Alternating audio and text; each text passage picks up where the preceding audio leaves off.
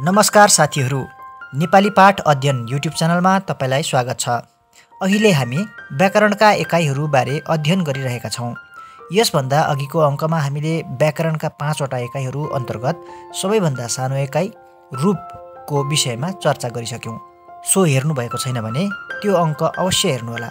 त्यसैको विस्तारित रूपमा आज हामी व्याकरणको अर्को एकाइबारे कुरा गर्नेछौँ। हामीले पढ्यौँ व्याकरणका रूप, शब्द, पदसमूह, उपवाक्य र वाक्य अर्थयुक्त एकाइहरू हुन्।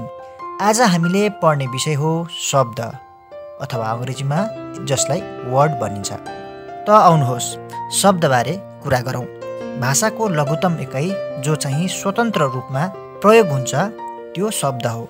शब्द विभिन्न प्रकारले बनेका हुन्छन्। यसमा एउटा मात्र वा दुईवटा रूप हुन सक्छ। रूप के हो त्यो हामीले अघिल्लो अङ्कमा बुझिसकेका छौँ। उदाहरण लियौँ, दया एउटा शब्द हो जो चाहिँ एउटा रूपद्वारा बनेको छ। दयालु दोस्रो शब्द हो जो चाहिँ दुईवटा रूप अर्थात् दया मुक्त रूप र आलु प्रत्यय मिलेर बनेको छ। शब्दहरू उपसर्ग वा प्रत्यय जोडेर बनाइन्छन्। प्रत्यय जोडेर बनाइएका शब्द हामीले माथि हेऱ्यौँ। उपसर्ग जोडेर पनि शब्द बनिन्छ, जस्तै अति जोग आचार अत्याचार, वि जोग भिन्न विभिन्न, उप जोग हार उपहार। समासद्वारा शब्द बनिन्छ। समास भनेको शब्दहरूको संयोग हो, जस्तै दिदी र बहिनी दिदी बहिनी, राजाको भवन राजभवन। धातु र प्रत्यय मिलेर पनि शब्द बनिन्छ। खा धातु हो भने ए र प्रत्यय खाएर। त्यसरी नै जा प्लस ए र गएर, बस प्लस ई बसी, पढ प्लस नु पढ्नु। द्वित्वद्वारा शब्द निर्माण हेरौँ। एउटै प्रकारका शब्द रूप दोहोरिएर पनि अर्को शब्द निर्माण हुन्छ, जस्तै मन बराबर मनमनै, झन बराबर झन्झनै, घर बराबर घरघरै। साथीहरू, शब्द विषयमा हामी अझ विस्तृत रूपमा कुरा गर्दैछौँ, जो चाहिँ निकै रोचक पनि हुनेवाला छ। पदलाई अर्को शब्दमा शब्द पनि भनिन्छ। एउटा अक्षर वा अक्षरहरूको समूहबाट कुनै अर्थ बुझिन्छ भने त्यसलाई शब्द वा पद भनिन्छ। जस्तै म, ऊ, रुख, पुस्तक आदि छुट्टा छुट्टै शब्दहरू हुन्। म एकाक्षरी अर्थयुक्त एकाइ हो भने पुस्तक अनेकाक्षरी अर्थात् धेरैवटा अक्षरहरूको समूह हो। अब आउनुहोस् हामी नेपाली भाषाका शब्दहरूलाई लिएर कुरा गरौँ।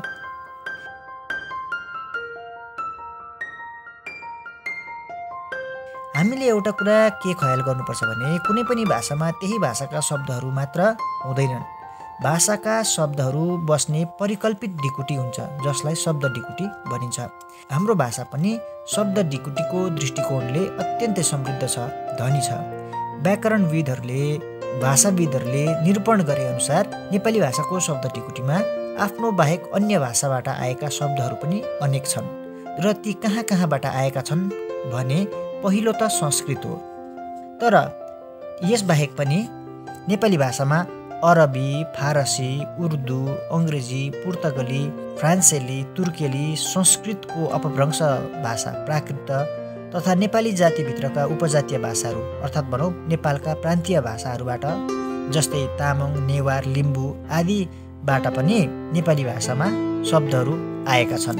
बाहिरबाट आएका शब्दहरूलाई आगन्तुक भाषा भनिन्छ, जसलाई धेरैवटा रूपमा विभाजन गर्न सकिन्छ। पहिलो कुरा त आगन्तुक भाषालाई तत्सम र तद्भव गरेर विभाजन गरिएको छ। तत्सम शब्दहरू ती हुन् जो चाहिँ अर्को भाषाबाट आफ्नो भाषामा सोझै रूपमा आएको छ, जसमा चाहिँ शब्दको रूपमा विकृति उत्पन्न भएको छैन। र तद्भव भनेका ती शब्दहरू हुन् जो चाहिँ अन्य भाषाबाट आफ्नो भाषामा आउने क्रममा रूप परिवर्तन भएको छ। त्यसरी हामीले संस्कृतबाट नेपाली भाषामा आएका तत्सम शब्दहरू बारे चर्चा गर्न सक्छौँ। त्यसको लागि उदाहरणहरू हेरौँ। हामीले एकपट्टि संस्कृतबाट आएका तत्सम शब्दहरू र नेपालीमा त्यसको रूप भनेर यसरी छुट्याएर हेरिरहेका छौँ।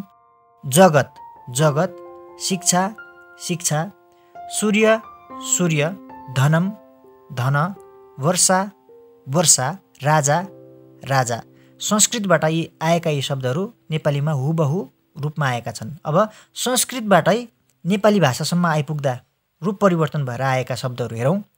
मनुष्य यो शब्द संस्कृतको शब्द हो। मानिस नेपाली शब्द। त्यस्तै गरेर अरू हेरौँ। जिह्वा, जिब्रो, कीट, किरो, श्वास, सास, सूर्य, सूर्य। यसबाहेक अब हेरौँ उर्दूबाट नेपाली भाषामा आएका शब्दहरू। तत्सम शब्दहरूमा फरक, इनाम, दरखास्त उर्दू भाषाको तद्भव शब्दहरू। जगह नेपालीमा आइपुग्दा जग्गा हुन्छ र फायदा, फाइदा, हफ्ता चाहिँ हप्ता हुन्छ। त्यसै गरेर अरबीबाट नेपालीमा आएका तत्सम शब्दहरू हेरौँ। अदालत, अमिर, जुलुस, गरिब। अरबी भाषाको तद्भव शब्दहरू हेरौँ। किला, किल्ला, जवाब, जवाफ, किस्त, किस्ता, फिक्र, फिक्री। फारसीबाट दुरुस्त, सहर, गर्दन, सरकार, सलाम। तद्भव शब्दमा हेरौँ फारसीबाट आएका शब्दहरू। पेशाब, पिसाब, फानुस, पानस, पायजामा, पाइजामा, सइस, सयस, बाजार, बजार। अङ्ग्रेजीबाट आएका शब्दहरू तत्सम शब्दहरू। Master, pass, photo, coat, time. तद्भव शब्दहरू हेरौँ। ग्लास, गिलास। क्याप्टेन नेपालीमा आइपुग्दा कप्तान हुन्छ। स्लेट नेपालीमा आइपुग्दा सिलेट हुन्छ। ब्रस अङ्ग्रेजीको ब्रस, नेपालीमा बुरुस। General, journal. हामीले यहाँ केहीवटा मात्र शब्दहरू टिपेका छौँ जो चाहिँ अनन्त छन्। नेपालका प्रान्तीय भाषाहरूबाट आएका शब्दहरू हेरौँ। नेवारीबाट जो आएका छन् नेपाली भाषामा झ्याल, ढोका, सिन्की। नेवारी तद्भव शब्दहरू तुकी हो भने नेपाली भाषामा टुकी हुन्छ। मक, मकल हुन्छ। सिकमी, सिकर्मी हुन्छ। तामाङ भाषाबाट डम्फु, च्याब्रुङ आदि आएका छन्। भोटे भाषाबाट बक्खु, च्याङ्ग्रा, राडी शब्दहरू आएका छन्। गुरुङ भाषाबाट खुर्पा, थुन्से, रोदी, घले, थुम आदि आएका छन्। राई लिम्बू भाषा, किराँती भाषाबाट मुन्धुम, याकथुम्बा आदि आएका छन्। मगर भाषाबाट पटुका, दौरा, बिलौती, चोलो, रिडी आदि आएका छन्। यी बाहेक पनि अन्य भाषाहरू जस्तै कि रसियालीबाट भोड्का, वाल्साई, सोभियत, जापानेली भाषाबाट यामाहा, होन्डा, सुजुकी, टोयोटा, मलयबाट साबुदाना, डचेलीबाट बम, जर्मनेली भाषाबाट सेमिनार, फारेनहाइट आदि शब्दहरू आएका छन्। साथीहरू, नेपाली भाषामा यति मात्रै भाषाका शब्दहरू छन् भन्ने होइन। हामीले त्यसमा मैथिली, बङ्गाली, पन्जाबी, गुजराती, मराठी आदि जस्ता भारतीय भाषाहरूको संसर्ग र त्यसका प्रभावहरूबारे कुरा गरेका छैनौँ। किन भन्दाखेरि कुनै पनि एउटा जाति अर्को जातिको संसर्गमा परेर रहन बस्न जान्छ भने त्यस भाषासित त्यस जातिको भाषामा भएका शब्दहरू पनि चलन चल्तीमा व्यवहार गर्दा ओर्दा स्वतः आफ्नो भाषामा आउँछ र ती शब्दहरूलाई पछि व्याकरणले सम्मति दिएपछि, मानक भाषाले सम्मति दिएपछि भाषामा सधैँभरिको लागि बस्न जान्छ र त्यो भाषाको शब्द ढिकुटीभित्र पर्न जान्छ। यसै गरी नेपाली भाषामा पनि धेरैवटा शब्दहरू आएका हुन् भन्ने एउटा सानो दृष्टान्त हामीले यहाँ टिप्यौँ।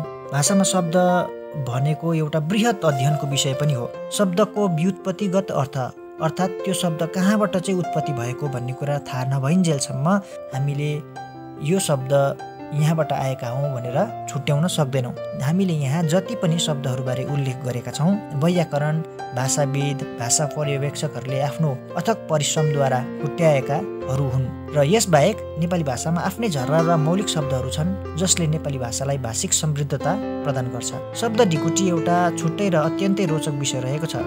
यहाँ हामीले शब्द चर्चामा यति कुरा बुझ्ने प्रयास मात्र गरेका हौँ। त यसबाट तपाईँलाई अवश्य पनि लाभ पुग्यो होला भन्ने हामीले विश्वास लिएका छौँ। आगामी अङ्कमा व्याकरणको तेस्रो एकाइ पद समूह फ्रेज बारे कुरा गर्नेछौँ। यस च्यानलमा तपाईँ प्रथमचोटि आउनुभएको हो भने अवश्य पनि सब्सक्राइब गरेर अर्को अङ्कको लागि प्रतीक्षा गर्नुहोला। तबसम्मलाई दिनुहोस् बिदा। नमस्ते, धन्यवाद।